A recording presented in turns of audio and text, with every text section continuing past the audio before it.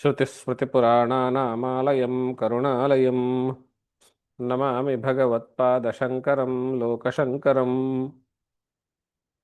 शङ्करं शङ्कराचार्यं केशवं बादरायणं सूत्रभाष्यकृतौ वन्दे भगवन्तौ पुनः पुनः भारतीकरुणापात्रं भारतीपदभूषणं भारतीपदमारूढं भारतीतीर्थमाश्रये विद्याविनयसम्पन्नं वीतरागं विवेकिनं वन्दे वेदान्ततत्त्वज्ञं विधुशेखरभारतीम् परमं क्लिष्टवेदान्तं परया श्लक्ष्णया गिरा यो बोधयति तं वन्दे परमानन्दभारतीम् जन्माद्यस्य यतोऽन्वयादितरतश्चार्थेष्वभिद्यस्वराट् तेने ब्रह्महृदाय आदिकवये मुह्यन्ति यत्सूरयः तेजो वारिमृदां यथा विनिमयो यत्र त्रिसर्गो मृषा धाम्ना स्वेन सदा निरस्तकुहकं सत्यं परं धीमहि ಜಿಜ್ಞಾಸುಗಳೇ ಬಾದರಾಯಣ ಪ್ರಣೀತವಾಗಿರುವಂತಹ ಅಷ್ಟಾದಶ ಮಹಾಪುರಾಣಗಳಲ್ಲಿ ಶ್ರೀಮದ್ ಭಾಗವತ ಪುರಾಣ ಅದರಲ್ಲಿ 6ನೆಯ ಸ್ಕಂದದ 9ನೇ ಅಧ್ಯಾಯಕ್ಕೆ ಕಾಲಿಟ್ಟಿದ್ದೀವಿ. ಮುಗಿತಾ ಬಂತದು. ದೇವಾಸುರ ಯುದ್ಧದ ಸಂದರ್ಭದಲ್ಲಿ ದೇವತೆಗಳು ಬೃಹಸ್ಪತಿಗೆ ಅವಮಾನ ಮಾಡಿದಾಗ ಬೃಹಸ್ಪತಿಯು ಅಲ್ಲಿಂದ ಹೊರಟಾಗ ಅಂದರೆ ಯೋಗಶಕ್ತಿಯಿಂದ ಅಂತರ್ಧಾನರಾದರು. ಇವಾಗ ದೇವತಾ ಶಿಬಿರದಲ್ಲಿ ದೇವತಾ ಪಕ್ಷದಲ್ಲಿ ಮಾರ್ಗದರ್ಶಕರು ಗುರುಗಳು ಅನ್ನುವಂತಹ ಸ್ಥಾನದಲ್ಲಿ ಪುರೋಹಿತರು ಅನ್ನುವಂತಹ ಸ್ಥಾನದಲ್ಲಿ ಯಾರಿಲ್ಲ. ಆವಾಗ ಅಸುರರ ಕೈ ಮೇಲಾಗ್ತಾ ಬರುತ್ತೆ. ಅವರು ಸ್ವರ್ಗಭ್ರಷ್ಟರಾಗ್ತಾರೆ ದೇವತೆಗಳು. ಆವಾಗ ಎಲ್ಲರೂ ಚತುರ್ಮುಖ ಬ್ರಹ್ಮನ ಹತ್ರ ಹೋಗಿ ಕೇಳಿದಾಗ ನಿಮಗೆ ಪುರೋಹಿತರ ಅವಶ್ಯಕತೆ ಇದೆ, ಆದ್ದರಿಂದ ನೀವು ಆ ಕಶ್ಯಪ ಮತ್ತು ಅದಿತಿ ಇವರ ಸಂತಾನವಾಗಿರುವಂತಹ ತ್ವಷ್ಟ್ರ ಅವನ ಮಗನಾಗಿರುವಂತಹ ವಿಶ್ವರೂಪ ಅವನನ್ನೇ ನೀವು ಪುರೋಹಿತನನ್ನಾಗಿ ಮಾಡಿಕೊಳ್ಳಿ ಅನ್ನುವಂತಹದ್ದು. ಆಗ ದೇವತೆಗಳೆಲ್ಲರೂ ಅವನ ಹತ್ರ ಹೋಗಿ ಪ್ರಾರ್ಥನೆ ಮಾಡಿದಾಗ ಅಂದರೆ ಅವನು ಸಂಬಂಧದಲ್ಲಿ ಇಂದ್ರನಿಗೆ ಮಗನ ಸ್ಥಾನದಲ್ಲಿ ಬರ್ತಾನೆ. ಹಾಗೆ ಕೇಳಿದಾಗ ಪೌರೋಹಿತ್ಯದ ಕೆಲಸ ಬ್ರಹ್ಮವರ್ಚಸ್ಸು ಕಾಮನೆ ಇರುವವರಿಗೆ ವಿಗರ್ಹಿತವಾದದ್ದು. ಆದರೂ ಹಿರಿಯರ ಸ್ಥಾನದಲ್ಲಿ ತಾವಿರುವುದರಿಂದ ನಿಮ್ಮ ಆಸೆ ನೆರವೇರಿಸ್ತೇನೆ ಅಂಥೇಳಿ ಆ ದೇವತೆಗಳ ಪೌರೋಹಿತ್ಯ ಅಂದರೆ ಮಾರ್ಗದರ್ಶನ ಗುರುತ್ವ ಒಪ್ಕೊಳ್ತಾರೆ. ಅದರಂತೆ ನಾರಾಯಣ ಕವಚವನ್ನು ಇಂದ್ರನಿಗೆ ಉಪದೇಶ ಮಾಡ್ತಾನೆ. ಆ ನಾರಾಯಣ ಕವಚ ಅದರ ಪ್ರಭಾವದಿಂದ ಇಂದ್ರನು ಅಸುರರು ಮಾಡಿರುವ ಯಾವ ಅಸ್ತ್ರಶಸ್ತ್ರ ಪ್ರಯೋಗಗಳಿಗಿದ್ದರೂ ಹಾನಿಗೊಳಗಾಗದೆ,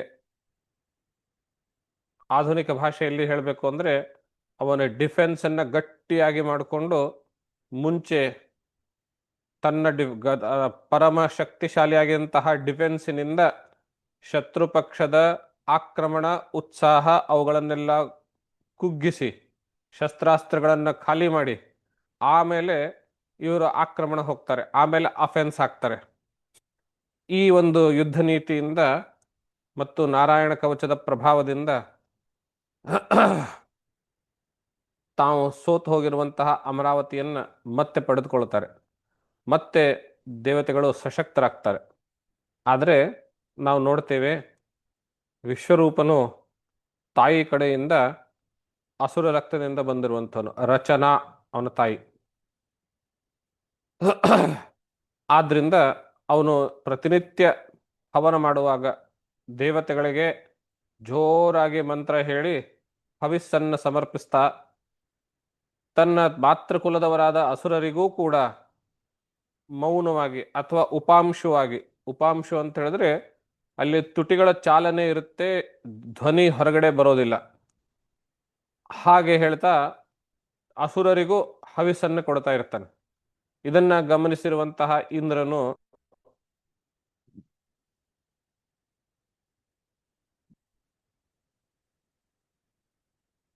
ಆ ವಿಶ್ವರೂಪನು ನಮಗೆ ಮೋಸ ಮಾಡ್ದ, ನಮ್ಮ ಶತ್ರುವಾಗಿರುವಂತಹ ಅಸುರರಿಗೂ ಹವಿಸ್ಸನ್ನು ಕೊಡ್ತಾ ಇದ್ದಾನೆ, ಆ ಹವಿಸ್ಸಿನ ಪರಿಣಾಮವೇನು ಅದು ಎಲ್ಲ ನಾವು ಹಿಂದಿನ ಪಾಠದಲ್ಲಿ ನೋಡಿದ್ವಿ.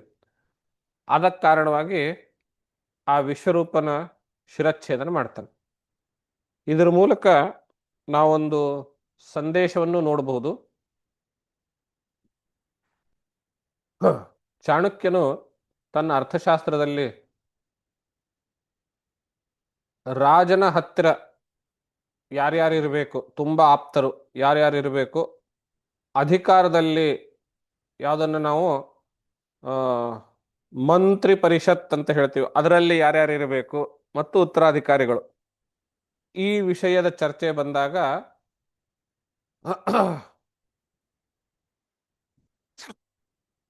ಈಗ ರಾಜಕೀಯದಲ್ಲಿ ಯುದ್ಧಾದಿಗಳನ್ನ ತಡೆಯೋದಕ್ಕೋಸ್ಕರವಾಗಿ ವಿವಾಹ ಸಂಬಂಧ ಮಾಡುವಂತಹದ್ದು ಸರ್ವೇ ಸಾಮಾನ್ಯ. ಈ ಹಿನ್ನೆಲೆಯಲ್ಲಿ ಶತ್ರುರಾಜ ಕನ್ಯೆಯನ್ನು ವಿವಾಹವಾಗಿ ಆ ಕನ್ಯೆಯ ಅಥವಾ ಅವಳ ಸಂತಾನವು ಉತ್ತರಾದಿಯಾಗಿ ಮಾಡಿಕೂಡುದು ಅನ್ನುವಂತಹದ್ದು ಚಾಣಕ್ಯನ ಒಂದು ನಿಯಮಗಳಲ್ಲಿ ಒಂದು, ಯಾರ್ಯಾರು ಹಾಕೂಡುದು ಅನ್ನೋದಕ್ಕೆ.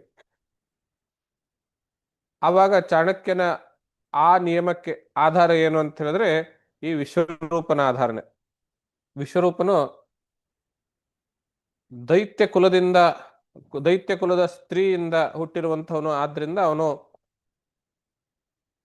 ಸಂಪೂರ್ಣವಾಗಿ ವಿಶ್ವಾಸಾರ್ಹನಲ್ಲ ಅನ್ನುವಂತಹದ್ದನ್ನು ನಾವು ಕಥೆಯಲ್ಲಿ ನೋಡಿ, ಈ ಕಥೆಯಿಂದ ಪ್ರಭಾವಿತರಾದಂತಹ ಚಾಣಕ್ಯರು ಹಾಗೆ ಬರೆದಿರಬಹುದು ಅನ್ನುವಂತಹದ್ದು ಅನೇಕ ವಿದ್ವಾಂಸರ ಅನೇಕ ವಿದ್ವಾಂಸರ ಅಭಿಪ್ರಾಯ.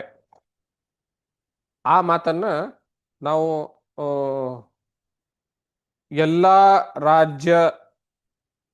ಎಲ್ಲಾ ರಾಜ್ಯ ಮನೆತನಗಳ ಇತಿಹಾಸದಲ್ಲಿ, ಅಂದ್ರೆ ಸೂರ್ಯವಂಶ, ಚಂದ್ರವಂಶ ಮತ್ತು ಬೇರೆ ಬೇರೆ ಅಂಶದ ಇತಿಹಾಸಗಳಲ್ಲಿ, ಪುರಾಣದ ರಾಜರುಗಳ ಇತಿಹಾಸದಲ್ಲಿ, ಆಧುನಿಕ ರಾಜರುಗಳ ಇತಿಹಾಸದಲ್ಲಿಯೂ ಬಹಳ ಕಟ್ಟುನಿಟ್ಟಾಗಿ ಪಾಲಿಸಿಕೊಂಡು ಬಂದಿರುವಂತಹದ್ದನ್ನ ನಾವು ನೋಡಿದ್ದೇವೆ.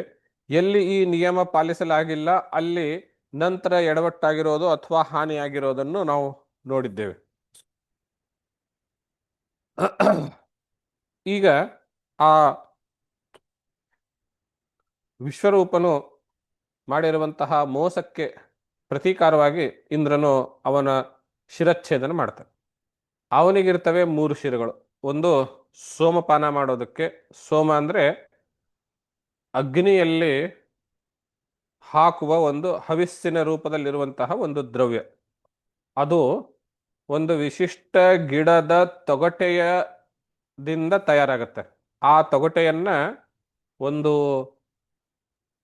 ಮಣ್ಣಿನ ಪಾತ್ರೆನಲ್ಲಿ ತೊಗಟೆ ಹಾಕ್ತಾರೆ. ಆ ತೊಗಟೆಗೆ ಕೆಳಗಡೆ ಬಿಸಿ ಮಾಡ್ತಾರೆ, ಅಗ್ನಿ ಎಲ್ಲ ಹಚ್ಚಿ. ತೊಗಟೆ ಮೇಲೆ ಇರುತ್ತೆ, ಆ ಶಾಖದಿಂದ ತೊಗಟೆಯಿಂದ ಹನಿ ಹನಿ ಜಿನುಗುತ್ತೆ. ಅಗ್ನಿಯ ಶಾಖದಿಂದ ಆ ಹನಿ ಹನಿ ಜಿನುಗಿರುವಂತಹ ಒಂದು ದ್ರವ್ಯವನ್ನ ಒಂದು ಮಣ್ಣಿನ ಪಾತ್ರೆಯಲ್ಲಿ ಸಂಗ್ರಹ ಮಾಡ್ಕೊಳ್ತಾರೆ. ಅದು ಸೋಮರಸ ಅಂತ ಹೇಳ್ತಾರೆ. ಅದಕ್ಕೆ ಬಹಳ ವಿಶಿಷ್ಟವಾಗಿರುವಂತಹ ಪ್ರಯೋಗ ಇದೆ. ಅಂತಹ ಸೋಮರಸ ಅಗ್ನಿಹೋತ್ರಾದಿ ವಿಶೇಷ ಯಾಗ, ಸೋಮಯಾಗ ಇತ್ಯಾದಿ ಯಾಗಗಳಲ್ಲಿ ಆ ರಸದ ಹವಿಸ್ಸು ದೇವತೆಗಳಿಗೆ ಬಹಳ ಪ್ರೀತಿಯಾಗಿರುವಂತ, ಆದ್ರಿಂದ ಅವರಿಗೆ ಸೋಮಪಾ ಅಂತ ಕರೀತಾರೆ. ಆ ಸೋಮವನ್ನು ಪಾನ ಮಾಡುವಂತಹ ಮುಖ ಒಂದು. ಇನ್ನೊಂದು ಸುರ ಅಂದ್ರೆ ಇದ್ರ ಬಗ್ಗೆ ನಾವು ಬಹಳ ತುಂಬಾ ವಿವರಣೆಯಾಗಿ ತಿಳ್ಕೊಳ್ಬೇಕು ಅಂತಂದ್ರೆ KS ನಾರಾಯಣಾಚಾರ್ಯರ ಕೃಷ್ಣಾವತಾರದ ಕೊನೆ ದಿನಗಳು ಆ ಕಾದಂಬರಿಯಲ್ಲಿ ಅವರು ಬಹಳ ಈ ಸುರೆಯನ್ನ ಯಾವ್ಯಾವ ಥರದ ಸುರೆಗಳು ಮಾಡ್ತಾ ಇದ್ರು, ಹೇಗೆ ಮಾಡ್ತಾ ಇದ್ರು ಅನ್ನುವಂಥದ್ದು ಬಹಳ ಆ ಇದರಲ್ಲಿ ಆಳವಾಗಿ ವಿಸ್ತಾರವಾಗಿ ಇರ್ತಾರೆ. ಅದರಲ್ಲಿ ವಿಶೇಷವಾಗಿ ಈ ಯಾದವಿ ಕಲಹ ಪ್ರಾರಂಭವಾಗುವಾಗ ಎಷ್ಟು ತರಹದ ಸುರೆಗಳು ತಯಾರಾಗಿದ್ದು, ಯಾರ್ಯಾರು ಯಾವ್ಯಾವ ಸುರೆಯ ಒಂದು ಆ ಆ ಸುರೆಯ ಜೊತೆಗೆ ಅವರು ತಮ್ಮ ಸಂಬಂಧವನ್ನು ಬಹಳ ಗಾಢವಾಗಿ ಇಟ್ಕೊಂಡಿದ್ರು ಅನ್ನುವಂತಹದ್ರ ಬಹಳ ದೀರ್ಘವಾದ ಚರ್ಚೆ ಇರುತ್ತೆ. ಅಕ್ಕಿ, ಗೋಧಿ ಇವುಗಳನ್ನ ಬಹಳ ಕಾಲಗಳಲ್ಲಿ ನೆನೆಸಿಟ್ಟು ಅದರಿಂದ ಫರ್ಮೆಂಟ್ ಆಗಿ ತೆಗೆಯುವಂತಹ ರಸವೇ ಸುರ ಅನ್ನುವಂತಹದ್ದು ನಾವು ಕಂಡುಕೊಳ್ತೇವೆ. ಆ ಕೆ ಎಸ್ ನಾರಾಯಣಾಚಾರ್ಯ ಅವರ ಕೃಷ್ಣಾವತಾರದ ಕೊನೆ ದಿನಗಳು ಅನ್ನುವಂತಹ ಕಾದಂಬರಿಯಲ್ಲಿ ಓದಬೇಕು. ಬಹಳ ಹೃದಯಂಗಮವಾಗಿದೆ. ಪಾಠ ಅಂದ್ರೆ ಕಾದಂಬರಿ ಮುಗಿತಾ ಮುಗಿತಾ ಯಾರಿಗಾದ್ರೂ ಕರಳು ಕಿತ್ತು ಬಂದ ಹಾಗಾಗತ್ತೆ. ಬಹಳ ಭಾವನಾತ್ಮಕವಾಗಿ ಮುಗಿಯುತ್ತೆ ಅದು. ಓದಬೇಕು. ಬಹಳ ಮಾಹಿತಿಗಳು ನಮಗದ್ರಲ್ಲಿ ಗೊತ್ತಾಗ್ತದೆ. ಅದು ಸುರಾಪಾನ. ಇನ್ನೊಂದು ಅನ್ನ, ಅಂದ್ರೆ ನಿತ್ಯವಾದಂತಹ ಆಹಾರಾದಿಗಳನ್ನು ಮಾಡೋದಕ್ಕೆ ಬಳಸುವಂತಹ ಮುಖ. ಇಂದ್ರನು ಮೋಸದ ಪ್ರತೀಕಾರವಾಗಿ ಆ ಮೂರೂ ಶಿರವನ್ನ ಛೇದನ ಮಾಡ್ತಾನೆ. ಅದರಲ್ಲಿ ಒಂದು ಶಿರ ಪಿಪ್ಪಲಕ ಅನ್ನುವಂತಹ ಒಂದು ಹಕ್ಕಿಯಾಗಿ ಹೋಗುತ್ತೆ. ಇನ್ನೊಂದು ಶಿರ ಗುಬ್ಬಚ್ಚಿ ತರ ಇರುವಂತಹದ್ದು ಕಲವಿಂಕ ಅನ್ನುವಂತಹ ಒಂದು, ಕಪಿಂಜಲ ಅನ್ನುವಂತಹದ್ದು ಒಂದು ಪಕ್ಷಿ ಆಗುತ್ತೆ. ಕಲವಿಂಕ ಅನ್ನುವಂತಹದ್ದು ಒಂದು ಪಕ್ಷಿ ಆಗುತ್ತೆ. ಮೂರನೆಯ ಅನ್ನ ತಿನ್ನುವಂತಹ ಶಿರ ಏನಿರುತ್ತೆ ಅದು ತಿತ್ತಿರಿ ಪಕ್ಷಿಯ ರೂಪವಾಗಿ ತಾಳುತ್ತೆ. ಇದರಿಂದ ಬ್ರಹ್ಮಹತ್ಯಾ ದೋಷ ಬಂದಿದ್ದು, ಆ ಬ್ರಹ್ಮಹತ್ಯಾ ದೋಷವನ್ನು ಅವನು ಗ್ರಹಿಸಿ, ಕೈಗಳಲ್ಲಿ ಗ್ರಹಿಸಿ ಅದನ್ನು 4 ಜನರಿಗೆ ಹಂಚಿಸಿದ್ದು ಅದೆಲ್ಲವೂ ನಾವು ಕೊನೆಗೆ ನೋಡಿದ್ವಿ. ಭೂಮಿಗೆ, ವೃಕ್ಷಕ್ಕೆ, ಸ್ತ್ರೀಗೆ ಮತ್ತು ಜಲಕ್ಕೆ ಹಂಚಿರುವಂಥದ್ದನ್ನು ನಾವು ನೋಡಿದ್ವಿ. ಈಗ ಆ ವಿಶ್ವರೂಪನ ವಧೆ ಆಯಿತು. ಇಂದ್ರನಿಗೆ ಬಂದಂತಹ ಬ್ರಹ್ಮಹತ್ಯಾ ದೋಷದ ನಿವಾರಣೆಯ ಉಪಾಯವೂ ಆಯಿತು. ಆದರೆ ಶತ್ರುತ್ವ ಇನ್ನೂ ಒಂದು ಕಡೆ ಕುದೀತಾ ಇದೆ. ಅದು ಯಾವುದು ಅಂತ ಹೇಳಿದ್ರೆ ತ್ವಷ್ಟ್ರನಲ್ಲಿ. ಯಾರು ತ್ವಷ್ಟ್ರ? ಆ ವಿಶ್ವರೂಪನ ತಂದೆ. ನನ್ನ ಮಗನನ್ನ ಇವನು ಹೀಗೆ ಶಿರಚ್ಛೇದನ ಮಾಡಿದ್ನಲ್ಲ ಅಂತ ಹೇಳಿ ಅವನು ಭಯಂಕರ ಕೋಪಾವಿಷ್ಟನಾಗಿ ವಾಮಾಚಾರದ ಯಜ್ಞವನ್ನ, ಆಭಿಚಾರಿಕ ಯಜ್ಞವನ್ನ ಮಾಡೋದಕ್ಕೆ ಶುರು ಮಾಡ್ತಾನೆ.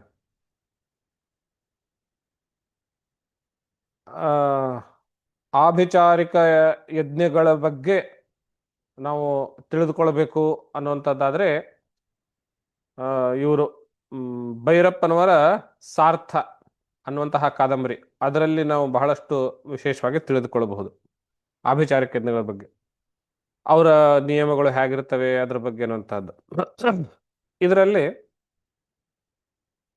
ಇನ್ನೂ ಒಂದಿದೆ. ಈ ಆಭಿಚಾರಿಕ ಯಜ್ಞದ ಬಗ್ಗೆ ತಿಳ್ಕೊಳ್ಬೇಕು ಅಂದ್ರೆ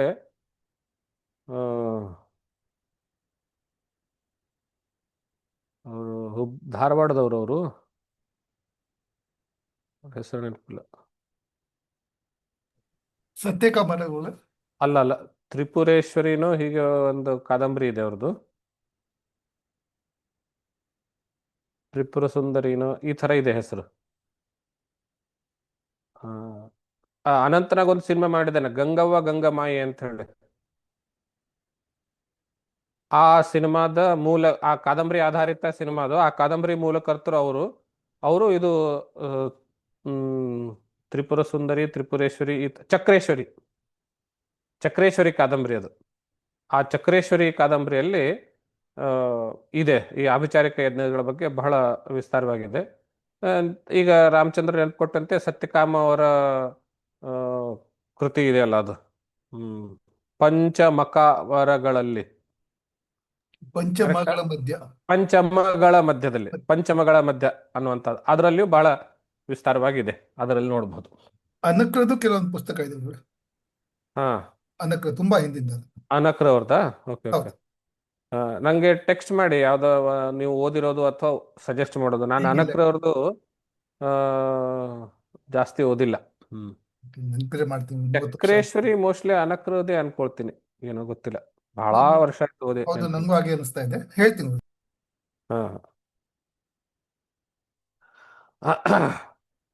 ಆ ಆಭಿಚಾರಿಕ ಯಜ್ಞದಲ್ಲಿ ಒಂದು ಮಂತ್ರ, ಅದರ ಹವನ, ಸ್ವಾಹೇಂದ್ರ ಶತ್ರುರ್ವರ್ಧಸ್ವ ಅನ್ನುವಂಥದ್ದು ಒಂದು ಮಂತ್ರ. ತ್ವಷ್ಟೃನ ಮನಸ್ಸಿನಲ್ಲಿ ಏನು ಅಪೇಕ್ಷೆ ಇರುತ್ತೆ ಅಂದ್ರೆ ಇಂದ್ರ ಶತ್ರುರ್ವರ್ಧಸ್ವ ಸ್ವಾಹ ಅನ್ನುವಂಥದ್ದು. ಇಂದ್ರ ಶತ್ರು ವರ್ಧಸ್ವ, ಇಂದ್ರನ ಶತ್ರುವು ಬೆಳೆಯಲಿ ಎಂಬ ಕಾಮನೆಯಿಂದ ಅವನು ಹವನ ಮಾಡ್ತಾ ಇರ್ತಾನೆ. ತಮ್ಮೆಲ್ಲರಿಗೂ ಗೊತ್ತು, ವೇದ ಮಂತ್ರಗಳ ಜೀವಾಳ ಅಂದ್ರೆ ಸ್ವರ. ಉದಾತ್ತ, ಅನುದಾತ್ತ, ಸ್ವರಿತ ಅನ್ನುವಂತಹ 3 ಪ್ರಕಾರದ ಸ್ವರಗಳಿರ್ತವೆ. ಋಗ್ವೇದ, ಯಜುರ್ವೇದ, ಯಜುರ್ವೇದ, ಅಥರ್ವವೇದಗಳಲ್ಲಿ 3 ಪ್ರಕಾರದ ಸ್ವರಗಳು. ಸಾಮವೇದದಲ್ಲಿ 5 ಸ್ವರಗಳಿದ್ದಾವೆ ಸಾಮವೇದದಲ್ಲಿ. ಆಮೇಲೆ ಶುಕ್ಲ ಯಜುರ್ವೇದದ ಮಾಧ್ಯಂದಿನ ಶಾಖೆಯಲ್ಲಿಯೂ 5 ಸ್ವರಗಳಿದ್ದಾವೆ. ಉಳಿದ ಕಡೆ ಎಲ್ಲ 3 ಸ್ವರಗಳು, ಉದಾತ್ತ, ಅನುದಾತ್ತ, ಸ್ವರಿತ. ನೀವು ಮಂತ್ರ ಪುಸ್ತಕ ಯಾವ್ದಾದ್ರು ತೆಗೆದುಕೊಂಡೆ ಅಕ್ಷರದ ಕೆಳಗಡೆ ಹೀಗೆ ಅಡ್ಡ ಗೆರೆ ಹಾಕಿರ್ತಾರೆ, ಅದಕ್ಕೆ ಅನುದಾತ್ತ. ಅಕ್ಷರದ ಮೇಲ್ಗಡೆ ಹೀಗೆ ಹಾಕಿರ್ತಾರೆ, ಅದಕ್ಕೆ ಸ್ವರಿತ. ಯಾವ ಅಕ್ಷರಕ್ಕೆ ಮೇಲೆ ಕೆಳಗಡೆ ಚಿಹ್ನೆ ಇಲ್ಲವೋ ಅದು ಉದಾತ್ತ. ಈ ಪ್ರಕಾರದಲ್ಲಿ ಆ ಸ್ವರಗಳು ಇರ್ತವೆ. ಈಗ ಆ ಸ್ವರ ನಿಯಮ ಸಮಾಸ, ಸಂಧಿ ಇವುಗಳ ಆಧಾರದ ಮೇಲೆ ಆಗಿರುತ್ತೆ. ಸ್ವರಗಳ ನಿಯಮ ಸಮಾಸ, ಸಂಧಿ, ವ್ಯಾಕರಣ ನಿಯಮಗಳ ಆಧಾರದ ಮೇಲೆ ಯಾವ ಅಕ್ಷರಕ್ಕೆ ಉದಾತ್ತ ಬರಬೇಕು, ಯಾವ ಅಕ್ಷರಕ್ಕೆ ಅನುದಾತ್ತ, ಯಾವುದು ಸ್ವರಿತ ಇತ್ಯಾದಿ ಇತ್ಯಾದಿ ನಿರ್ಣಯ ಆಗುತ್ತೆ. ಇವನು ತ್ವಷ್ಟೃನು ಕೋಪಾವಿಷ್ಟನಾಗಿ ಇಂದ್ರನ ಶತ್ರುವು ಅಂತೇಳಿ ಹುಟ್ಟಲಿ ಅನ್ನುವಂಥದ್ದು. ಇಲ್ಲಿ ಶತ್ರು ಅಂದ್ರೆ ಆ ಶಬ್ದದ ಪದ ನೋಡಿ, ಯಾಸ್ಕರು ನಿಘಂಟುನಲ್ಲಿ ತಮ್ಮ ನಿಘಂಟುನಲ್ಲಿ ಶತ್ರು ಶಮಯಿತ ಹನನಕರ್ತ ಅಂತ ಅರ್ಥ ಮಾಡ್ತಾರೆ. ಶತ್ರು ಅಂದ್ರೆ ಶಮನ ಮಾಡುವವನು, ಹನನ ಮಾಡುವವನು ಅಂತ ಅರ್ಥ ಮಾಡ್ತಾರೆ. ಇಂದ್ರ ಶತ್ರು, ಇಂದ್ರನ ಶತ್ರುವು, ಇಂದ್ರನ ಶತ್ರು ಹನನಕರ್ತ, ಕೊಲ್ಲುವವನು ಅಂತ. ಇಂದ್ರನ ಕೊಲ್ಲುವವನು ಬೆಳೆಯಲಿ ಅಂತ. ಅಂದ್ರೆ ಇದು ಅವನಿಗೆ ಬೇಕಾಗಿರುವಂತಹ ಉದ್ದೇಶ ಈ ಮಂತ್ರದಲ್ಲಿ. ಈ ಮಂತ್ರ ಹೇಳಬೇಕಾದ್ರೆ ತತ್ಪುರುಷ ಸಮಾಸ ಆಗುತ್ತೆ. ಇಂದ್ರಸ್ಯ ಶತ್ರು ವರ್ಧಸ್ವ, ಇಂದ್ರನ ಶಮನಕರ್ತ ಕೊಲ್ಲುವವನು ಬೆಳೆಯಲಿ ಅಂತ. ಇಂದ್ರನ ಕೊಲ್ಲುಗಾರ ಅಥವಾ ಇಂದ್ರನ ಕೊಲೆ ಮಾಡುವವನು ಬೆಳೆಯಲಿ ಅನ್ನುವಂಥದ್ದು. ಆದರೆ ಅವರು ಉಚ್ಚಾರಣೆ ಮಾಡುವಾಗ ಈ ತತ್ಪುರುಷ ಸಮಾಸ ಇದ್ದಾಗ ಹೇಗೆ ಹೇಳಬೇಕು? ತತ್ಪುರುಷ ಅಂತ್ಯೋದಾತ್ತ, ಇಂದ್ರ ಶತ್ರುರ್ ವರ್ಧಸ್ವ ಆಗ್ಬೇಕು. ಅದ್ರ ಕೆಳಗಡೆ ಸ್ವರ ಬರಬೇಕಾಗಿತ್ತು. ಆದ್ರೆ ಅವನು ಏನ್ ಮಾಡ್ದ? ಇಂದ್ರ ಶತ್ರುರ್ ಹೇಳೋ ಬದಲು ಇಂದ್ರ ಶತ್ರುರ್ ಈ ಕೆಳಗಡೆ ಸ್ವರ ಹಾಕದ. ಗಮನಿಸಿ, ಬಹಳ ಮಹತ್ವದ ವಿಚಾರ ಇದು. ಇಂದ್ರ ಶತ್ರು 4 ಅಕ್ಷರಗಳಲ್ಲಿರುವಂತಹ ಪದ. ಇದರಲ್ಲಿ ತತ್ಪುರುಷ ಸಮಾಸದ ಆಧಾರದ ಮೇಲೆ ದ್ರ ಅಕ್ಷರಕ್ಕೆ ಕೆಳಗಡೆ ಸ್ವರ, ಶ ಅಕ್ಷರಕ್ಕೆ ಮೇಲೆ ಸ್ವರ. ಇದು ನಿಯಮ. ಹೀಗೆ ಸ್ವರ ಹಾಕಿದ್ರೆ ಅದು ತತ್ಪುರುಷ ಸಮಾಸಕ್ಕೆ ಸೇರುತ್ತೆ. ಆವಾಗ ಅರ್ಥ ಏನಾಗ್ತದೆ? ಇಂದ್ರನ ಕೊಲೆ ಮಾಡುವವನು ಬೆಳೆಯಲಿ ಅಂತ ಆಗತ್ತೆ. ಆದ್ರೆ ಈ ತ್ವಷ್ಟೃನು ಕೋಪಾವಿಷ್ಟನಾಗಿರುವುದರಿಂದ ಮಂತ್ರದ ಉಚ್ಚಾರಣೆ ಮೇಲೆ ಗಮನ ತಪ್ಪಿ ಸ್ವರದಲ್ಲಿ ವ್ಯತ್ಯಾಸ ಆಗುತ್ತೆ. ದ್ರ ಅಕ್ಷರದ ಕೆಳಗಡೆ ಹಾಕಬೇಕಾಗಿರುವಂತಹ ಸ್ವರವನ್ನ ಈ ಅಕ್ಷರ ಕೆಳಗಡೆ ಹಾಕ್ತಾನೆ. ಇಂದ್ರ ಶತ್ರುರ್ವರ್ಧಸ್ವ ಅಂತ ಹೇಳ್ತಾನೆ. ಈ ಕೆಳಗಡೆ ಹಾಕಿದಾಗ ಅರ್ಥ ಏನಾಯ್ತು ಅಂತಂದ್ರೆ ಬಹುವ್ರೀಹಿ ಆದ್ಯೋದಾತ್ತ ಅಂತ. ಆದ್ಯೋದಾತ್ತವಾಗಿದ್ರೆ, ಮೊದಲನೇ ಅಕ್ಷರ ಉದಾತ್ತವಾಗಿದ್ರೆ, ಕೆಳಗಡೆ ಸ್ವರ ಇದ್ರೆ ಅದು ಬಹುವ್ರೀಹಿ ಆಗುತ್ತೆ ಅಂತ. ಬಹುವ್ರೀಹಿ ಸಮಾಸ ಅಂದ್ರೇನು? ಅದನ್ನು ಹೇಗೆ ವಿಗ್ರಹ ಮಾಡ್ತೀವಿ ಅಂದ್ರೆ ಇಂದ್ರ ಶತ್ರು ಯಸ್ಯ ಸಹ ಬಹುವ್ರೀಹಿ, ಯಸ್ಯೇಷಾಂ ಬಹುವ್ರೀಹಿ ಅಂಥೇಳಿ ನಿಯಮ. ಇಂದ್ರನು ಶತ್ರುಹು ಶಮಯಿತ ಹನನಕರ್ತ ಕೊಲೆ ಮಾಡುವವನು ಯಸ್ಯ ಯಾರ ಅವನು. ಅಂದ್ರೆ ಬಹುವ್ರೀಹಿ ಸಮಾಸ ಹೇಳಿದಾಗ ಇಂದ್ರನು ಕೊಲೆ ಮಾಡುವವನು ಯಾರೋ ಅವನು ಅಂದ್ರೆ ಇಂದ್ರನಿಂದ ಕೊಲ್ಲಲ್ಪಡುವವನು ಅಂತ ಅರ್ಥ ಆಯ್ತು ತಾನೆ. ಮುಂಚೆ ಏನರ್ಥ ಇತ್ತು? ಇಂದ್ರನನ್ನು ಕೊಲ್ಲುವವನು, ಇಂದ್ರನ ಕೊಲೆಗಾರ ಬೆಳೆಯಲಿ ಅಂತ ಇತ್ತು. ಈಗ ಸ್ವರ ವ್ಯತ್ಯಾಸ ಆಗಿರೋದ್ರಿಂದ ಇಂದ್ರನು ಯಾರನ್ನು ಕೊಲ್ತಾನೆಯೋ ಅವನು ಬೆಳೆಯಲಿ ಅಂತ ಆಯ್ತು. ಇಂದ್ರನು ಯಾರನ್ನು ಕೊಲ್ತಾನೆಯೋ ಅವನು ಬೆಳೆಯಲಿ ಅಂತ ಆಯ್ತು. ಆದ್ರಿಂದ ಏನಾಗುತ್ತೆ? ಹುಟ್ಟುವಂತಹ ಏನು ಸಂತಾನ, ಅದರಿಂದ ಆ ಯಜ್ಞದಿಂದ ಏನು ಹುಟ್ಟುತ್ತಾನೆಯೋ ಅವನು ಇಂದ್ರನಿಂದ ಕೊಲ್ಲಲ್ಪಡುವವನು ಅಂತ ಅರ್ಥ ಆಗತ್ತೆ. ತ್ವಷ್ಟನ ಮನಸ್ಸಿನಲ್ಲಿ ಏನಿತ್ತು? ಇಂದ್ರನನ್ನ ಕೊಲ್ಲಬೇಕು ಅಂತ ಇತ್ತು. ಸ್ವರ ವ್ಯತ್ಯಾಸ ಆಗಿರೋದ್ರಿಂದ ಒಂದೇ ಒಂದು ಪುಟ್ಟ ಸ್ವರ, ಅವನು ದ್ರ ಅಕ್ಷರದ ಕೆಳಗಡೆ ಹಾಕಬೇಕಾಗಿರುವಂತಹ ಸ್ವರವನ್ನ ಈ ಅಕ್ಷರದ ಕೆಳಗಡೆ ಹಾಕಿರುವುದರಿಂದ ಸಮಾಸ ವ್ಯತ್ಯಾಸ ಆಗಿ ತತ್ಪುರುಷದ ಬದಲು ಬಹುವ್ರೀಹಿ ಸಮಾಸ ಆಗಿ ಆ ಬಹುವ್ರೀಹಿ ಸಮಾಸದ ಅರ್ಥದ ಪರಿಣಾಮ, ವಿಗ್ರಹ ವಾಕ್ಯದ ಪರಿಣಾಮವಾಗಿ ಇಂದ್ರನನ್ನು ಕೊಲ್ಲುವ ಮಗನು ಹುಟ್ಟಲಿ ಎನ್ನುವ ಅರ್ಥದ ಬದಲಾಗಿ ಇಂದ್ರನಿಂದ ಕೊಲ್ಲಲ್ಪಡುವ ಮಗನು ಹುಟ್ಟಲಿ ಎನ್ನುವಂತಹ ಅರ್ಥ ಬದಲಾವಣೆ ಆಯಿತು. ಹಾಗಾಗಿ ಮುಂದೆ ಹುಟ್ಟುವಂತಹ ಸಂತಾನ ಏನಿರುತ್ತೋ ಅಥವಾ ಯಜ್ಞದಿಂದ ಏನು ಹುಟ್ಟಿ ಬರ್ತಾನೆಯೋ ಅವನು ಇಂದ್ರನಿಂದ ಕೊಲ್ಲಲ್ಪಡುವವನು ಅಂತ. ಅವನು ಹುಟ್ಟೋಕ್ಕಿಂತ ಮುಂಚೆನೆ ಅವನು ಡೆತ್ ಸರ್ಟಿಫಿಕೇಟ್ ತಗೊಂಡ ಹಾಗಾಯ್ತು ಇವಾಗ ಆ ಯಜ್ಞದ ಮೂಲಕ. ಈಗ ನೀವು ಗಮನ ಹರಿಸಿ, ಮಂತ್ರ ಹೇಳುವಾಗ ಸ್ವರ ಎಷ್ಟು ಮಹತ್ವದ್ದು ಅನ್ನುವಂಥದ್ದು ನೋಡಬಹುದು. ಆದ್ರಿಂದಲೇ ವೇದ ಪಾಠಶಾಲೆಗಳಲ್ಲಿ, ಗುರುಕುಲಗಳಲ್ಲಿ ಮಂತ್ರ ಪಾಠ ಮಾಡುವಾಗ ಪಾದರುಕ್ಕನ್ನ 4 ಬಾರಿ, ಅರ್ಧ ರುಕ್ಕನ್ನ 4 ಬಾರಿ, ರುಕ್ಕನ್ನ 4 ಬಾರಿ, 1/4 ರುಕ್ಕನ್ನ 4 ಬಾರಿ, ಹೀಗಾಗಿ ಒಂದೊಂದು ಮಂತ್ರವನ್ನ 16 ಬಾರಿ ಸಂಥ ಮಾಡಿಸ್ತಾರೆ. ಒಂದೊಂದು ಸಂಖ್ಯೆಯಲ್ಲಿ 7 ಬಾರಿ ಹೇಳಿಸ್ತಾರೆ. ಅಂದ್ರೆ 128 ಬಾರಿ ಒಂದು ಮಂತ್ರ ಹೇಳಿರ್ತಾನೆ ಅವನು. ಅಷ್ಟು ಬಾರಿ ಹೇಳೋ ಉದ್ದೇಶ ಏನು ಅಂತ ಹೇಳಿದ್ರೆ ಕನಸಿನಲ್ಲಿ ಕೇಳಿದ್ರೂ ಸ್ವರ ವ್ಯತ್ಯಾಸ ಆಗದೇ ಇರಲಿ ಅಂತ. ಈಗ ನೀವೇ ಯೋಚನೆ ಮಾಡಿ, ಒಂದೇ ಮಂತ್ರವನ್ನ ಸತತವಾಗಿ 128 ಬಾರಿ ಹೇಳಿದ್ರೆ ಅದು ಎಷ್ಟು ಗಟ್ಟಿಯಾಗಿ ಕಂಠಪಾಠ ಆಗಿರ್ಬೇಕು. ಹಾಗೆ ಮಾಡಬೇಕು ಅನ್ನೋ ಉದ್ದೇಶ ಏನು?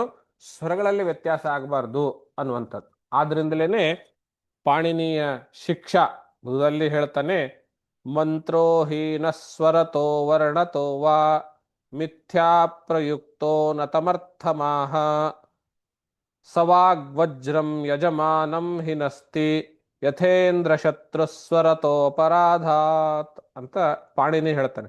ಮಂತ್ರೋಹೀನ ಸ್ವರತೋ ವರ್ಣತೋ ವಾ, ಮಂತ್ರವು ಅಕ್ಷರ ಉಚ್ಚಾರಣೆಯಲ್ಲಾಗಲಿ ಅಥವಾ ಸ್ವರ ಉಚ್ಚಾರಣೆಯಲ್ಲಿ ಆಗಲಿ ಹೀನವಾದ್ರೆ, ದೋಷಪೂರಿತವಾದ್ರೆ, ಮಿಥ್ಯಾಪ್ರಯುಕ್ತ ಅದು ತಪ್ಪು ವಿನಿಯೋಗವಾಗುತ್ತೆ.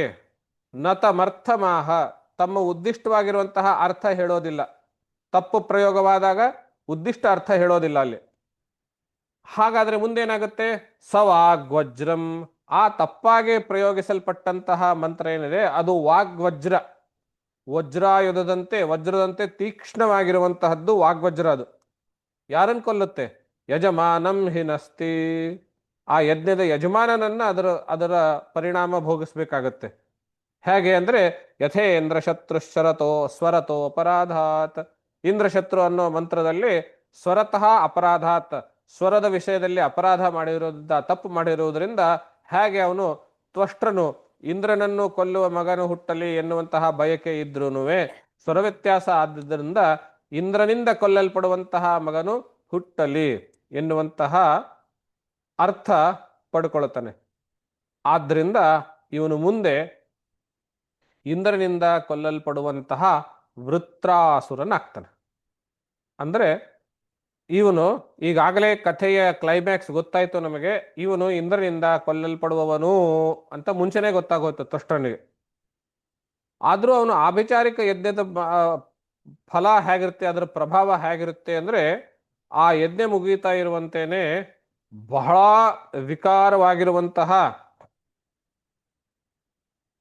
ತಾಮ್ರದ ಬಣ್ಣದ ಕೂದಲುಗಳು, ಮೀಸೆ ಇತ್ಯಾದಿಗಳನ್ನ ಹೊಂದಿರುವಂತವನು, ಸೂರ್ಯನಂತೆ, ಹಗಲಿನ ಸೂರ್ಯನಂತೆ ಒಂದು ಪ್ರಕಾಶಮಾನವುಳ್ಳ ಕಣ್ಣುಗಳನ್ನು ಉಳ್ಳಂಥವನು, ಪ್ರತಿದಿನವೂ ಒಂದು ಬಾಣ ಬಿಟ್ಟಾಗ ಎಷ್ಟು ದೂರ ಹೋಗುತ್ತೋ ಅಷ್ಟು ದೂರ ತನ್ನ ಶರೀರದ ಗಾತ್ರವನ್ನ ಹೆಚ್ಚಿಸಿಕೊಳ್ಳುವಂಥವನು, ಪ್ರತಿನಿತ್ಯವೂ ಅಷ್ಟು ಗಾತ್ರ ಹೆಚ್ಚಿಸಿಕೊಳ್ಳುವಂಥವನು. ಅದು ಒಂದು ಕಡೆಯಿಂದ ಮೇಲಕ್ಕೆ ಅಷ್ಟು ಮಾತ್ರ ಅಲ್ಲ, 360 ಡಿಗ್ರಿಗಳಲ್ಲಿಯೂ ಗಾತ್ರ ಹೆಚ್ಚಿಸಿಕೊಳ್ಳುವಂಥವನು.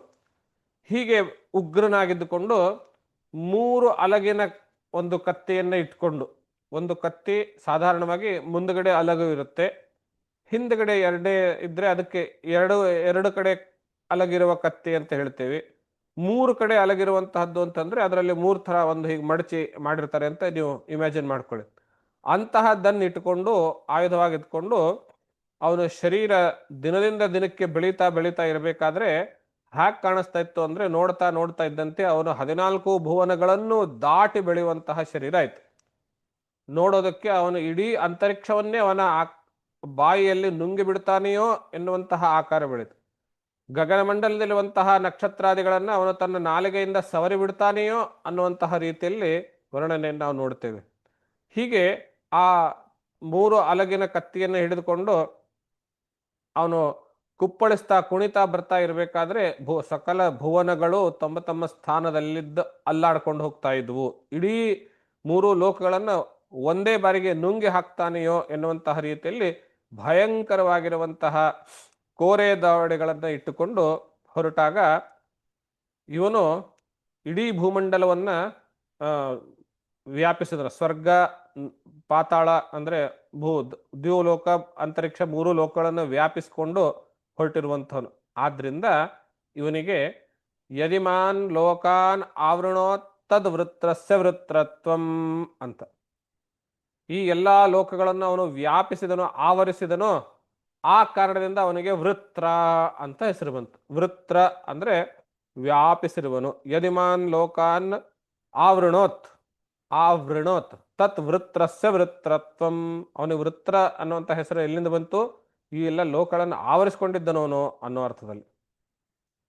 ಇಂತಹ ಭಯಂಕರವಾಗಿರುವಂತಹ ಶರೀರವನ್ನು ತೆಗೆದುಕೊಂಡು ದೇವತೆಗಳ ಕಡೆ ಹೊರಟಾಗ ಎಲ್ಲಾ ದೇವತೆಗಳು ಸೇರಿ ತಮ್ಮಲ್ಲಿರುವಂತಹ ಶಸ್ತ್ರ ಅಸ್ತ್ರಗಳನ್ನು ಎಲ್ಲವನ್ನು ಕೂಡಿ ಅವನ ಮೇಲೆ ಪ್ರಯೋಗಿಸಿದಾಗ ಆ ಎಲ್ಲವನ್ನು ಅವನಿಗೆ ಒಂದು ಪುಟ್ಟ ಒಂದು ಹಣ್ಣೋ ಬೋರೆಕಾಯಿನೋ ಯಾವುದೋ ರೀತಿಯಲ್ಲಿ ಅವುಗಳನ್ನೆಲ್ಲ ನುಂಗಿ ಹಾಕಿಬಿಟ್ಟನು. ಇದರಿಂದ ಗಾಬರಿಗೊಂಡಂತಹ ದೇವತೆಗಳೆಲ್ಲರೂ ಕೂಡ ಪುನಃ ತಮ್ಮ ಹೃದಯದ ಒಳಗಡೆ ಇರುವಂತಹ ಆದಿಪುರುಷನಾಗಿರುವಂತಹ ಮಹಾವಿಷ್ಣುವನ್ನು ಕುರಿತು ಪ್ರಾರ್ಥನೆ ಮಾಡೋದಕ್ಕೆ ಶುರು ಮಾಡ್ತಾರೆ.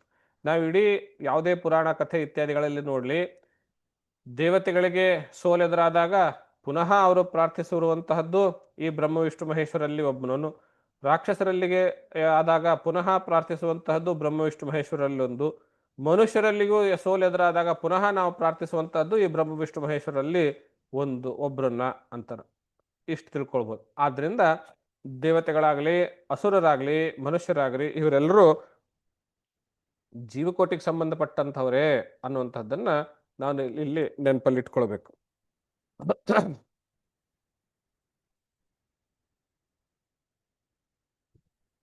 ಆ ಎಲ್ಲ ದೇವತೆಗಳು ಮಹಾ ದೇವಾದಿದೇವನು ಮಹಾ ವಿಷ್ಣುವನ್ನ ಪ್ರಾರ್ಥನೆ ಮಾಡ್ತಾ ಮಾಡ್ತಾ ಇವರ ಆರ್ತನಾದವನ್ನ ಕೇಳಿ ಮಹಾವಿಷ್ಣು ಅವರಿಗೆ ಅಲ್ಲಿ ಪ್ರತ್ಯಕ್ಷನಾಗ್ತಾನೆ. ಪ್ರತ್ಯಕ್ಷನಾದಾಗ ಅವನಿಗೆ ಪುನಃ ಈ ಎಲ್ಲ ದೇವತೆಗಳು ನಮಸ್ಕಾರ ರೂಪವಾಗಿ ಮತ್ತೆ ಕೆಲವು ಸ್ತೋತ್ರಗಳನ್ನು ಹೇಳ್ತಾರೆ. ಈ ಶ್ಲೋಕಗಳು ಗದ್ಯ ರೂಪದಲ್ಲಿದ್ದಾವೆ. ಈ ಗದ್ಯ ರೂಪದಲ್ಲಿ ಬಹುಶಃ ನನಗನ್ಸುತ್ತೆ ಬಹಳ ದುಃಖದಲ್ಲಿರುವಾಗ, ಆರ್ತರಾಗಿರುವಾಗ ಯಾರೀ ಛಂದೋಬದ್ಧವಾಗಿ ಬರೆಯೋದು ಕೂಡ್ತಾರೆ, ಬಾಯಿಗೆ ಏನು ಬಂತು ಅದನ್ನು ಹೇಳ್ತಾ ಹೇಳ್ತಾ ಹೋಗ್ತಾರೆ, ತಮ್ಮ ಕಷ್ಟಗಳನ್ನು ಹೇಳ್ತಾ ಹೇಳ್ತಾ ಹೋಗ್ತಾರೆ. ಅಲ್ಲಿ ಛಂದಸ್ಸು, ಅಲಂಕಾರ ಇತ್ಯಾದಿಗಳನ್ನು ನೋಡೋದಿಲ್ಲ ಅಲ್ವೇ? ಆ ಕಾರಣದಿಂದ ಬಹುಶಃ ಇವರ ಆರ್ತನಾದ ಇರೋದರಿಂದ ಛಂದಸ್ಸುಗಳು ಇರಲಿಕ್ಕಿಲ್ವೇನೋ ಅನ್ನುವಂಥದ್ದು ನನ್ನ ಎಣಿಕೆ. ಮೊದಲನೇ ಶ್ಲೋಕದಲ್ಲಿ ಒಂದು ಎರಡು ಶ್ಲೋಕಗಳಿದ್ದಾವೆ. ನಮಸ್ತೆ ಯಜ್ಞವೀರ್ಯಾಯ ವಯಸೆ ಉತತೆ ನಮಃ, ನಮಸ್ತೆ ಹ್ಯಸ್ತಚಕ್ರಾಯ ನಮಃ ಸುಪುರುಹೂತಯೇ. ಯಜ್ಞಪುರುಷನಿಗೆ ನಮಸ್ಕಾರ ಅನ್ನುವಂತಹ ರೀತಿಯಲ್ಲಿ ಯಜ್ಞದ ಫಲಗಳನ್ನು ಹಂಚುವಂಥವನಿಗೆ, ಕೊಡುವಂಥವನಿಗೆ ನಮಸ್ಕಾರ, ಕಾಲಸ್ವರೂಪವನಂತಿಗೆ ನಮಸ್ಕಾರ ಅನ್ನುವಂಥದ್ದನ್ನು ನಮಸ್ಕಾರ ಮಾಡಿ ಆಮೇಲೆ ತಮ್ಮ ಕಷ್ಟ ಕಾರ್ಪಣ್ಯಗಳನ್ನು ಹೇಳ್ಕೊಳ್ಳೋದಕ್ಕೆ ಶುರು ಮಾಡ್ತಾರೆ. ಜೊತೆಗೆ ಅವನನ್ನ ಭಗವಂತನನ್ನ ಸ್ತುತಿ ಮಾಡೋದಕ್ಕೂ ಶುರು ಮಾಡ್ತಾರೆ ಪ್ರತ್ಯಕ್ಷವಾದಾಗ. ನೀವು ಗಮನಿಸಿ, ಮೇಲಿನ ಮೇಲೆ ನಾನು ಹೇಳಿರ್ತೇನೆ, ಯಾವಾಗ ಇಡೀ ಭಾಗವತದಲ್ಲಿ ಯಾರೇ ಭಗವಂತನನ್ನ ಸ್ತೋತ್ರ ಮಾಡ್ಲಿಕ್ಕೆ ಶುರು ಮಾಡಲಿ, ಆ ಸ್ತೋತ್ರದಲ್ಲಿ ಅದ್ವೈತ ಇದ್ದೇ ಇರುತ್ತೆ. ಹೇಗಿರುತ್ತೆ ಅದ್ವೈತ? ಭಗವಂತನನ್ನ ಅವರು ನಿರ್ಗುಣ ರೂಪವಾಗಿ ಹೇಳ್ತಾರೆ, ಅವ್ಯಕ್ತ ರೂಪವಾಗಿ ಹೇಳ್ತಾರೆ. ಆಮೇಲೆ ನಮ್ಮಗಳನ್ನು ಉದ್ಧಾರ ಮಾಡೋದಕ್ಕೋಸ್ಕರವಾಗಿ, ನಮ್ಮ ಕಷ್ಟ ಕಾರ್ಪಣ್ಯ ನಿವಾರಣೆ ಮಾಡೋದಕ್ಕೋಸ್ಕರವಾಗಿ ನೀನು ಸಗುಣ ರೂಪವಾಗಿ ತಾಳಿದ್ದಿ ಅನ್ನೋದನ್ನು ಹೇಳ್ತಾರೆ. ಎಲ್ಲಾ ಸ್ತೋತ್ರಗಳಲ್ಲಿ, ಭಾಗವತದಲ್ಲಿ ಬರುವ ಪ್ರತಿ ಸ್ತೋತ್ರದಲ್ಲಿಯೂ ಈ ಅಂಶ ಸರ್ವೇ ಸಾಮಾನ್ಯವಾಗಿರುತ್ತೆ, ನಿರ್ಗುಣವಾಗಿರುವಂತಹದ್ದು.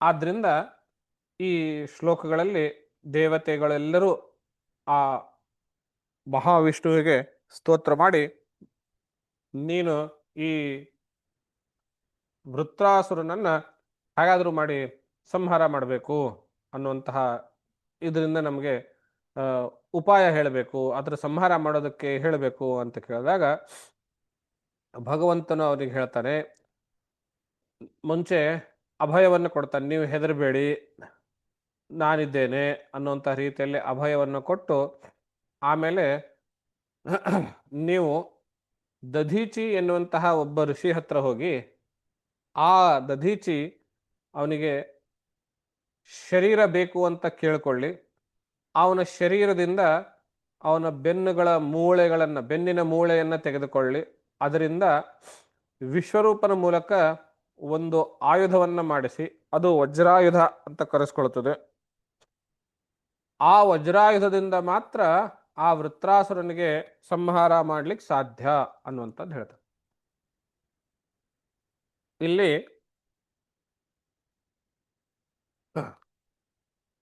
ಈ ದಧೀಚಿ ಮೂಲಕ ಶರೀರದಿಂದಲೇನೆ ಯಾಕೆ ಅನ್ನುವಂತಹ ವಿಚಾರದ ಬಗ್ಗೆ ಒಂದು ಪುಟ್ಟ ಹಿನ್ನೆಲೆಯ ಕಥೆ ಬರ್ತದೆ. ಭಾವಾರ್ಥ ದೀಪಿಕಾ ಅನ್ನುವಂತಹ ವ್ಯಾಖ್ಯೆಯಲ್ಲಿ ಆ ಕಥೆಯನ್ನು ನೋಡ್ತೇವೆ, ಭಾಗವತದಲ್ಲಿ ಆ ಕಥೆ ಇಲ್ಲ. ಈ ದಧೀಚಿಗೆ ಅಶ್ವಶಿರಾಹ ಅನ್ನುವಂತಹ ಇನ್ನೊಂದು ಹೆಸರು. ಅಶ್ವಶಿರಾಹ ಅಂದ್ರೆ ಕುದುರೆಯ ತಲೆ ಉಳ್ಳವನು ಅಂತ. ಯಾಕೆ ಈ ಹೆಸರು ಬಂತು ಅನ್ನುವಂಥದ್ದಾದ್ರೆ, ದಧೀಚಿ ಬಹಳ ದೊಡ್ಡ ಜ್ಞಾನಿ, ಬ್ರಹ್ಮಜ್ಞಾನಿ, ಆತ್ಮಜ್ಞಾನಿ ಅವನು. ಇವರೇ ಅಶ್ವಿನಿ ದೇವತೆಗಳಿಗೆ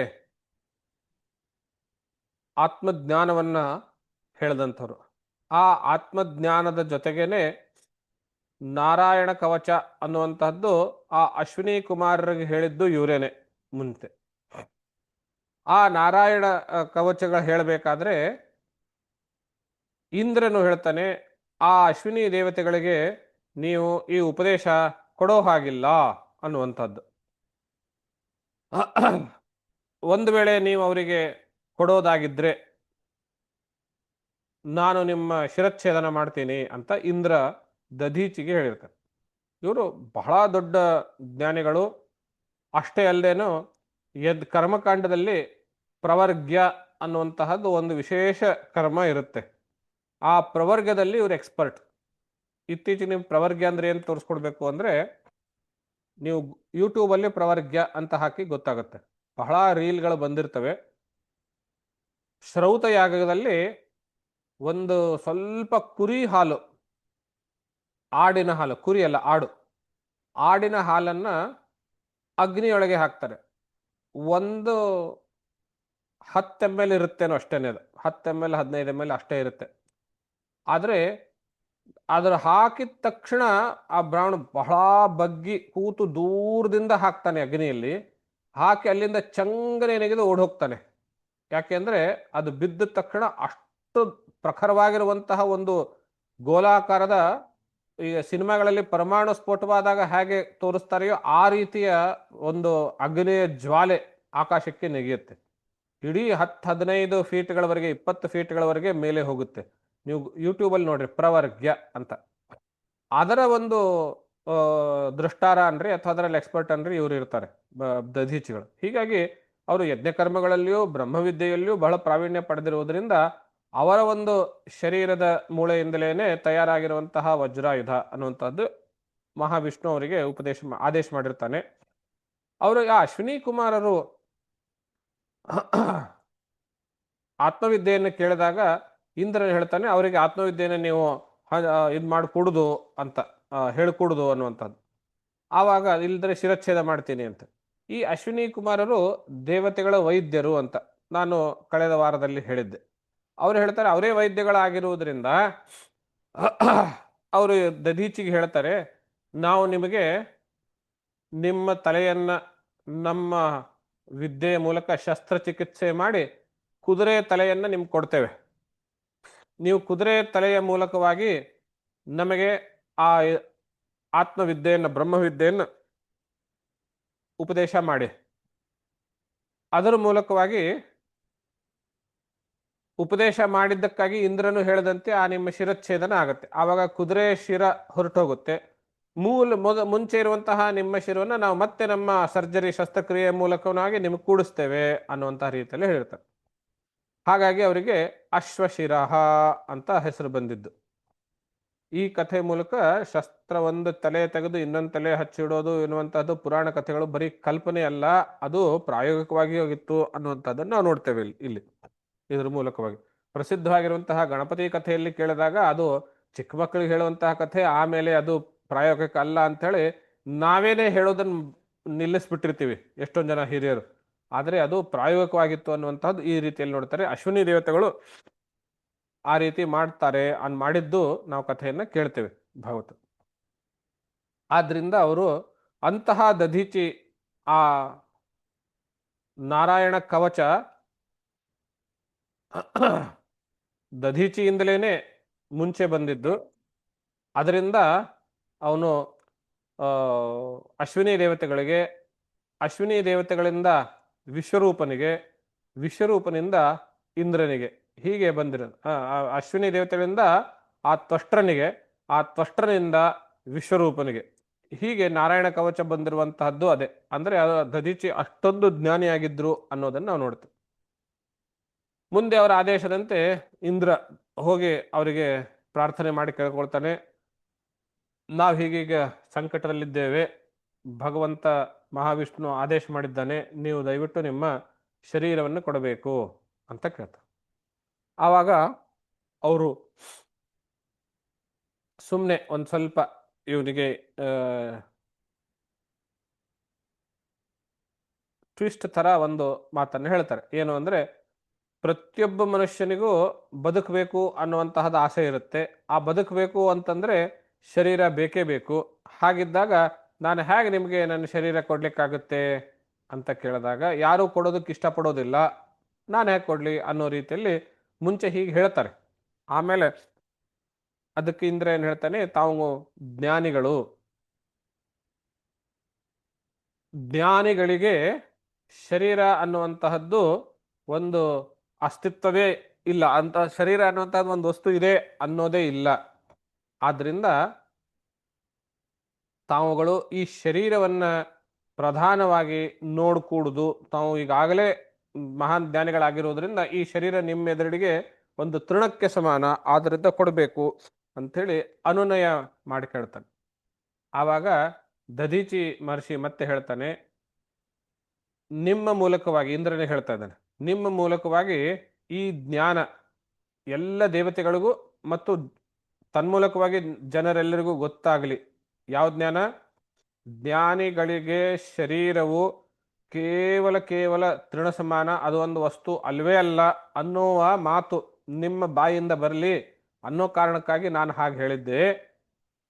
ನನಗೆ ಈ ಶರೀರ ಇಟ್ಕೊಂಡು ಏನು ಮಾಡಬೇಕಾಗಿದೆ, ನಾನೀಗಾಗಲೇ ಆನಂದದಲ್ಲಿದ್ದೇನೆ ಅನ್ನೋ ರೀತಿಯಲ್ಲಿ ಹೇಳಿ ಕೊನೆಗೆ ಒಂದು ಸಂದೇಶವನ್ನು ಕೊಡ್ತಾರೆ.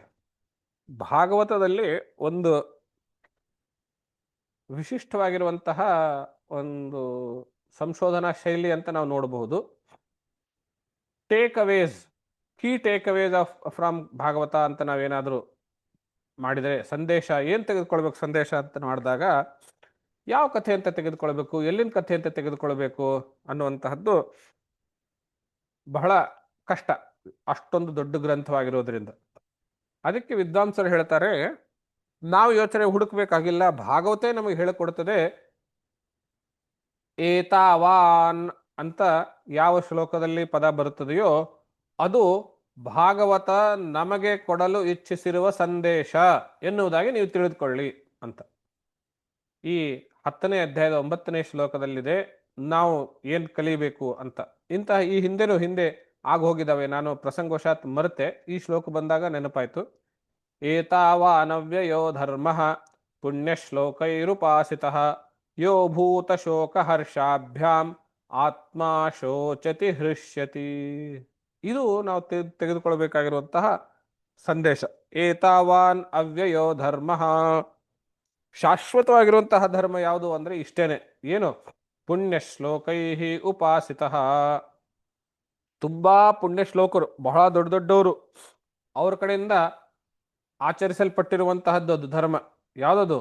ಯೋ ಭೂತ ಶೋಕ ಹರ್ಷಾಭ್ಯಾಂ ಆತ್ಮ ಶೋಚತಿ ಹೃಷ್ಯತಿ.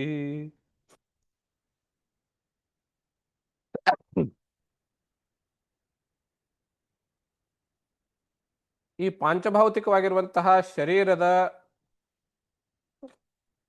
ಶೋಕ ದುಃಖ ಹರ್ಷ ಏನಿದೆ ಅಲ್ಲ, ಇವುಗಳು ಯಾವುದರಿಂದ, ಇವೆಲ್ಲವೂ ಶರೀರಕ್ಕೆ ಸಂಬಂಧಪಟ್ಟಿದ್ದೇ ಹೊರತು ಆತ್ಮನಿಗಲ್ಲ.